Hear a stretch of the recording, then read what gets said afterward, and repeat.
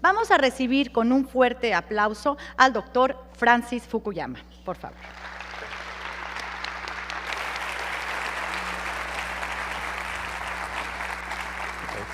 Thank you. Well, thank you very much. I'm really delighted to be here in Tijuana. I visited this city the last time perhaps 25 or 30 years ago, and I have been treated with tremendous hospitality since I've been here, and I marvel at the way that this city has been transformed, its growth and its modernity. And I would like to congratulate the organizers of Tijuana Innovadora for putting on this extremely impressive conference.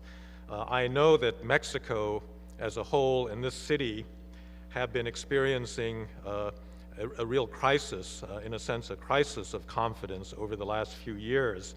And I think the fact that you are able to mount an event of this sort is testimony to the spirit of the city and to a kind of community that is very hard to defeat. So thank you very much for inviting me. The topic of the discussions today is education, and my title may not seem to be related to education because I'm going to talk about the concept of what is called social capital and the role of trust. The connection between education and trust is there, and I will explain it as we go along, but it is something that may not be immediately obvious, but it is an important component of the way that we raise and socialize young people, and it's critical both for democracy and for the economy. And in particular, it is my view that a post-industrial economy, the kind of economy that emerges after manufacturing with the advent of the information revolution, with modern communications, is actually something that is absolutely critically dependent on the concept of social capital. So what I'm going to do is I'm going to walk through the concept and tell you what the origins of it are, what its functions are, and then give you some examples in the economy of how social capital operates, and then talk about the ways in which education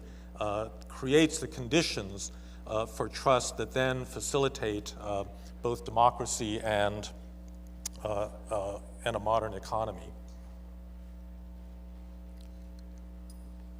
Okay. Now, social capital is a third form of capital. You have physical capital, which consists of land, buildings, factories, machines. This is the typical thing in economics textbooks. You have human capital, which are the skills and abilities that people carry around with them in their heads. It's an intangible form of capital. And in many respects, human capital is what education is all about. Universities, schools build human capital. They teach students how to, methods for dealing with the world, for solving problems, and the like. Social capital is different. Social capital is a third form of capital that is not either physical or human capital. I would define social capital in the following terms. Social capital is shared norms or values that allow people to work together in groups, that facilitates their working together in groups, and those values are held informally. That is to say, you can get people to cooperate under a rule of law, under an extensive set of formal rules. That's actually the way most modern societies operate, but that's not social capital. Social capital are the values that we are raised with, that we carry inside us, that are not formally taught to us, but in a sense are part of our socialization, that permit us to work together better. And in that sense, it is also, like human capital, an intangible asset that we have with us. So, informal norms and values that promote social cooperation and trust. You cannot accomplish the most basic activity without social capital, from helping your friend move into an apartment to designing the latest generation microprocessor. And since a lot of the emphasis in this conference has been on entrepreneurship and innovation, I would say that innovation itself is dependent on social capital. We sometimes have this view of innovators and inventors sitting by themselves in a garage coming up with a brilliant idea. That's not the way it actually works in a modern economy. Innovation and entrepreneurship are social activities.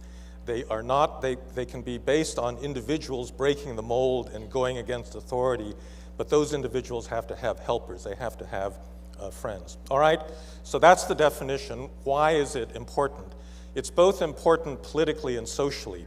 It is important politically because I do not believe that you can have a successful democracy without social capital. If you don't have social capital, all you have are powerless individuals and you have a big state. And as an individual, we can't do much about the state or do much to influence politics. Only by combining with other people in political parties and voluntary associations and civil society organizations, non-governmental organizations, only through this kind of collective action do we get to influence the political process. The great French observer of American democracy, Alexis de Tocqueville, said that the reason that American democracy was successful was because of what he called the American's art of association, which he said was missing in his native France. In his native France, he said you couldn't find 10 people that could work together for a common cause on the eve of the French Revolution. But in the United States, it was possible for people to work together very easily in schools, in neighborhoods, in politics, and that served as a school for democracy because that is what made weak individuals collectively strong.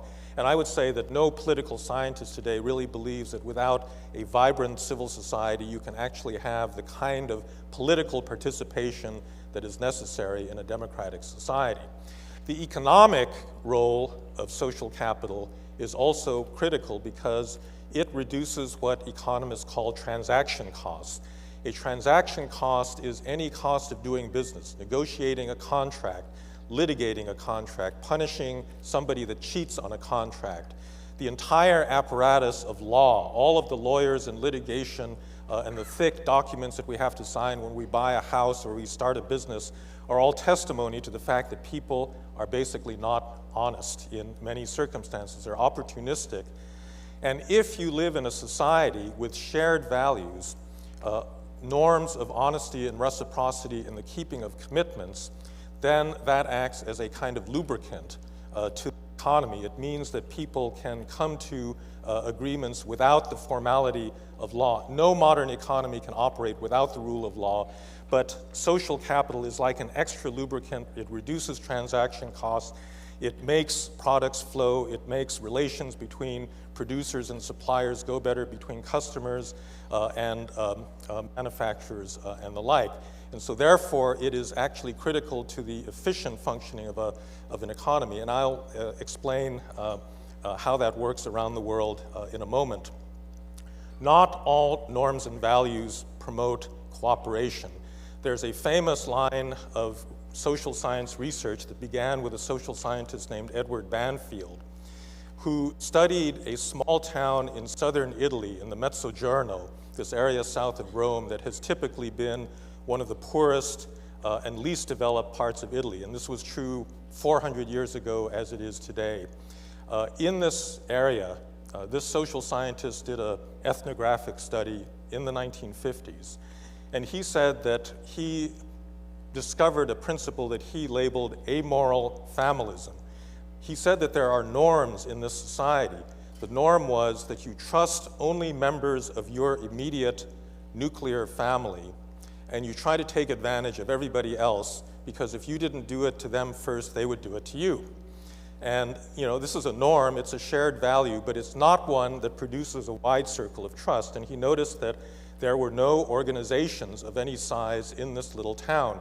He had just come from studying St. George, Utah. St. George is a town in the desert. It's actually now a fairly large city in Utah, populated by Mormons. And he found that in this one little town, there were actually more civic associations than there were individuals, meaning that each individual belonged to more than one group. And so it was full of a dense network of organizations by which people got together for all sorts of common purposes. And he was surprised when he went to southern Italy and discovered that there was nothing of this sort. There were only two big organizations, the Catholic Church and the Italian state, and beyond that there was very little. And this has been one of the enduring causes. This lack of trust and this inability to work together has been one of the enduring sources, the lack of development in southern Italy. In fact, there are organizations in southern Italy, in Sicily and the like. It's known as the mafia.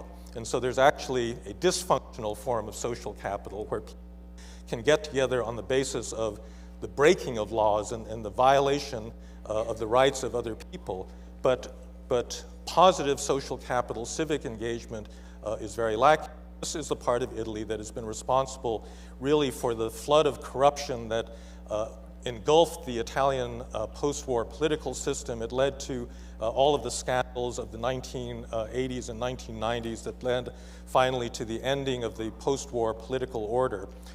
And unfortunately, I would say under Italy's current prime minister, the problem of political corruption has not disappeared from that society, but it comes out of a particular moral order in which people find it very difficult to trust people beyond their immediate family. And this is a historically persistent situation that has explained the reason why the area in the north around Milan has always been the industrial center of Italy, and the area to the south has always been, in a way, a very almost part of the developing world. So not every norm is useful in producing social capital or in producing that kind of cooperation that's needed either for democracy or for economic development.